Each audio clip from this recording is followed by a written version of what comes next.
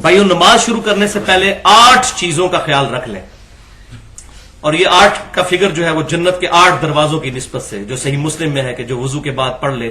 اشہد ان لا الہ الا اللہ وحدہ لا شریک لہ واشہد ان محمدا عبدہ ورسولہ، تو جنت کے 8 دروازے اس کے لیے کھول دیے جاتے ہیں۔ پہلی چیز طہارت ہے،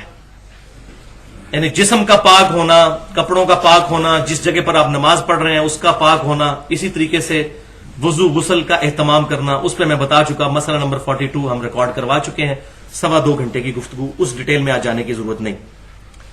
دوسری چیز صحیح بخاری اور صحیح مسلم کی متفق علیہ حدیث ہے کہ آپ صلی اللہ علیہ وسلم نے فرمایا کہ اعمال کا دار و مدار نیتوں پر ہے، نیت کے بغیر نماز درست نہیں ہے، کوئی بھی عمل درست نہیں، لیکن نیت زبان سے نہیں کرنی ہوتی۔ تو اب صرف کیا نماز کی نیت ہوتی ہے؟ وضو جب ہم کرتے ہیں اس کے لیے بھی نیت ضروری ہے، تو کیا ہم نیت کرتے ہیں؟ نیت کرتا ہوں عشاء کے نماز کے وضو کی، کسی نے کی ہے کبھی؟ یا نیت کرتا ہوں اس استنجے کی جو میں اب عشاء کی نماز کے لیے کرنے جا رہا ہوں، کبھی نہیں کرتے۔ نماز کے لیے الفاظ کیوں آئے؟ تو یہ علماء نے خود ڈیوائز کیے ہیں، خام خواہ امت کے اندر یہ چیز ایڈ کی۔ نیت دل کے ارادے کا نام ہے، آپ جب گھر سے چل پڑے آپ کی نیت ہوگی، زبان سے اس کو دہرانا نبی صلی اللہ علیہ وسلم سے نہ صحابی سے نہ کسی تابعی سے ثابت ہے، لہذا اس کو یہ بات کہنے میں آر نہیں، اور اس کو برا نہ مانیے گا۔ خود صوفیاء کے ہاں جو بہت بڑے امام مانے جاتے ہیں، مجدد الفسانی جن کو وہ کہتے ہیں، شیخ احمد سندی صاحب، انہوں نے اپنے مکتوبات میں لکھا ہے کہ زبان کے ساتھ نماز کی نیت کرنا بدعت ہے، یہ انہوں نے لکھا ہے۔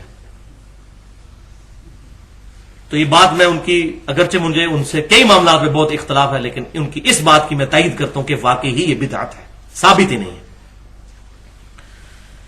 تیسری چیز صحیح بخاری اور مسلم کی متفق علیہ حدیث ہے کہ آپ صلی اللہ علیہ وسلم نے حکم فرمایا کہ جب بھی نماز پڑھنے لگو تو قبلہ رخ ہو جاؤ۔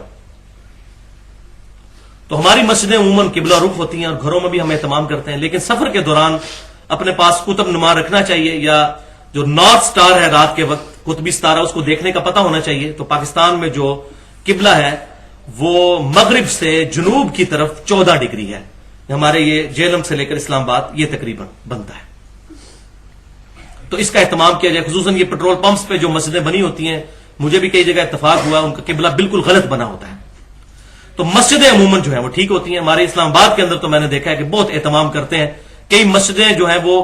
توڑوا کے انہوں نے ان کے قبلے صحیح کروائے ہیں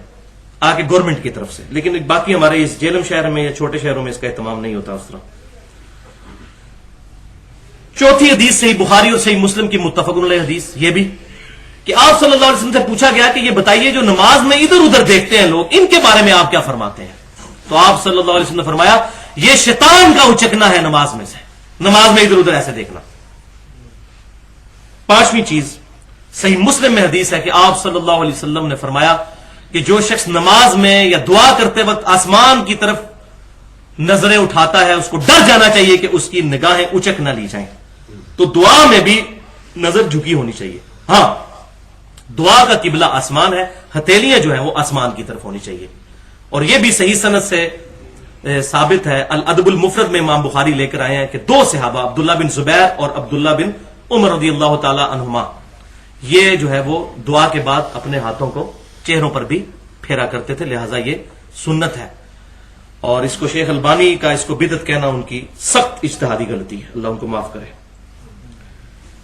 چھٹی چیز سنن ابی داؤد اور مسند امام احمد میں ہے کہ آپ صلی اللہ علیہ وسلم نے فرمایا کہ جس کا کپڑا ٹخنوں سے نیچے لٹک رہا ہو اللہ تعالیٰ اس کی نماز قبول نہیں کرتا۔ تو نماز کے پروٹوکول میں تو لازمی ٹخنے ننگے کرنے چاہیے، لٹک نہ رہا ہو۔ جرابیں بھی ٹخنوں کو کور کرتی ہیں لیکن اس میں لٹکنے کے الفاظ ہیں، یعنی تحمد یہ شلوار یہ لٹک جو اوپر سے نیچے لٹک رہی ہوتی ہے، تو یہ ٹخنے ننگے ہونے چاہیے نماز میں، نماز کے علاوہ بھی سنت ہے لیکن نماز میں تو پرٹیکولر کریں۔ اچھا، یہ جو میں نے مسلم شریف کی حدیث بیان کی تھی کہ آسمان کی طرف نظر اٹھانے سے آپ صلی اللہ علیہ وسلم نے نماز میں منع فرمایا، تو اس میں ہی یہ بات امپلائڈ ہے کہ نماز کے دوران اگر کوئی بندہ کنسنٹریشن کے لیے آنکھیں بند کر کے نماز پڑھتا ہے تو یہ بھی جائز ہوگا، کیونکہ اس کی ممانعت آپ صلی اللہ علیہ وسلم نے کوئی نہیں فرمائی، جس چیز کو منع کرنا تھا اس کو منع فرما دیا۔ اور ساتھ ہی ساتھ اس بات کا بھی خیال رکھیں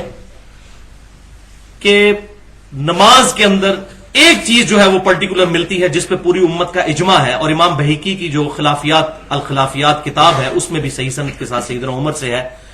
کہ نمازی جو ہے وہ قیام کی حالت میں اپنی آنکھیں جو ہے وہ سجدے والی جگہ پر مرکوز کرے گا۔ تو یہ حدیث نہ بھی ہو تب بھی امت کا عملی تواتر اور اجماع بہت بڑی دلیل ہے، خبر واحد سے بڑی دلیل۔ امام شافعی نے فرمایا کہ اگر ایک حدیث ایک سند سے آ رہی ہو، اس سے بڑی جو مضبوط چیز ہے وہ امت کا اجماع ہے، اجماع کو لیا جائے گا۔ تو یہ امت پوری کا اجماع ہے کہ نماز میں سجدے والی جگہ پر جو ہے وہ نظر رکھنی چاہیے۔ اہل سنت اہل تشیع دونوں کا اس پر اتفاق ہے۔ ساتویں چیز اس بات پر بھی اجماع ہے کہ عورتیں جو ہیں نماز کے دوران اگر کہیں علیحدہ نماز پڑھ رہی ہیں تو اپنا چہرہ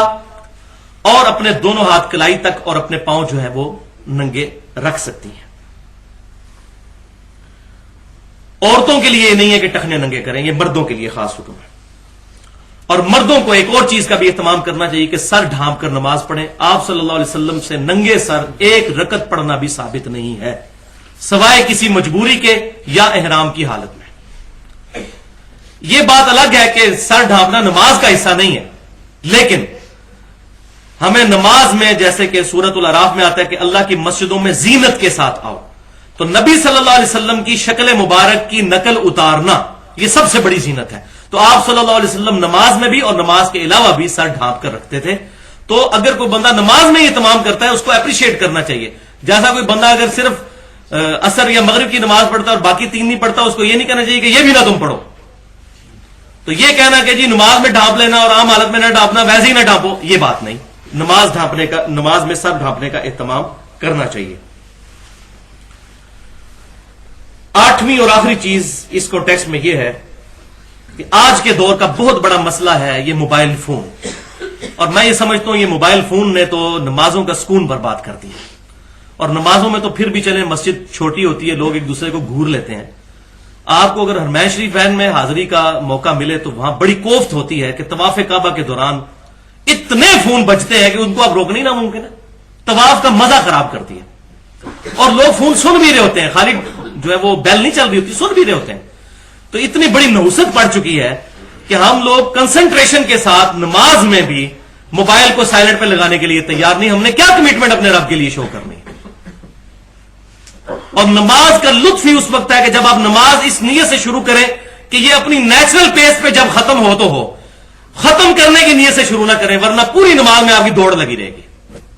بس نیچرل پیس میں آہستہ آہستہ پڑھتے چلے جائیں، جب بھی ختم ہو ایک دفعہ سٹاپ واچ لگا کے، میں نے تو ٹیکنیکلی اس کو ہینڈل کیا ہوا ہے کہ بالکل سکون سے نماز پڑھی، سٹاپ واچ لگا کے 6 منٹ میں 2 رکعتیں پڑھی جاتی ہیں۔ تو اپنا نماز کا ٹائم کیلکولیٹ کر لیں کہ اتنی رکعتیں میں نے پڑھنی ہے تو اتنے ٹائم میں گھر سے لے کر آیا ہوں، افراتفری کرنے کی ضرورت نہیں، ایک بار کیلکولیٹ کر لیں۔ تو یہ نماز کے سکون کے لیے بنیادی چیز یہ ہے کہ آپ کو نماز شروع کرتے وقت اس کو ختم کرنے کا خیال نہ ہے، بلکہ اس کو نیچرل پیس میں ختم کرنے کی کوشش کریں۔ اور آپ صلی اللہ علیہ وسلم کی حدیث بھی مسند امام احمد کی یاد رکھیے کہ آپ صلی اللہ علیہ وسلم نے فرمایا، اور یہ امام حاکم نے بھی نقل کی ہے، کہ سب سے برا چور وہ ہے جو نماز کا چور ہے۔ پوچھا کہ یا رسول اللہ صلی اللہ علیہ وسلم یہ نماز کا چور کون ہے؟ فرمایا جو اپنے رکوع اور سجدے صحیح طریقے سے ادا نہیں کرتا، نماز میں چوری کرتا ہے وہ۔ تو آپ دیکھ لیں، رکوع بھی مختصر اور اس کے بعد قوما بھی مختصر اور سجدے بھی فوراً اور جلسے میں بھی نہیں بیٹھنا اور فوراً دوسرے سجدے میں جانا، یہ عموماً نماز۔ اور بخاری اور مسلم کی متفق علیہ حدیث ہے، ایک صحابی بڑی تیزی سے نماز پڑھی، آپ صلی اللہ علیہ وسلم کے پاس آئے، آپ صلی اللہ علیہ وآلہ وسلم نے کو آ کر سلام کیا، آپ صلی اللہ علیہ وسلم نے وعلیکم السلام کہا اور کہا کہ دوبارہ نماز پڑھو، تم نے نماز نہیں پڑھی، نماز نہیں پڑھی۔ حالانکہ نماز پڑھ کے آیا تھا، اس نے دوبارہ پڑھی، پھر سلام کیا، آپ نے جواب دیا، فرمایا پھر جا کے نماز پڑھو، تم نے نماز نہیں پڑھی۔ 3 دفعہ اسی طریقے سے ہوا۔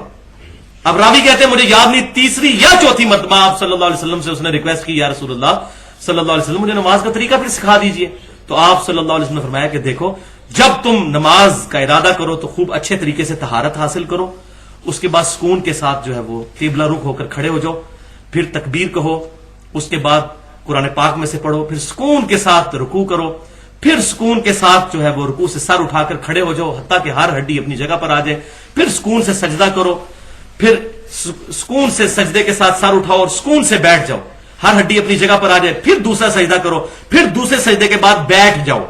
یہ جو دوسرے سجدے کے بعد بیٹھ جاؤ الفاظ ہیں، یہ صحیح بخاری کے اندر الحمدللہ موجود ہیں انٹرنیشنل نمبر کے مطابق 6251. دوسرے سجدے کے بعد بھی بیٹھ جاؤ اور پھر دوسری رکعت کے لیے کھڑے ہو. لہذا جس مسلم کی یا بخاری کے ترک میں یہ نہیں آتا کہ دوسرے سجدے کے بعد بیٹھ جاؤ تو وہاں عدم ذکر شمار ہوگا. جب ایک جگہ ذکر ثابت ہو جائے تو دوسری جگہ, ورنہ تو اس کے اندر تو آپ صلی اللہ علیہ وسلم نے فرمایا نہیں کہ سبحان ربی العظیم پڑھو, تو دوسری حدیثوں میں موجود ہے, لہذا اس میں امپلائڈ ہوگا.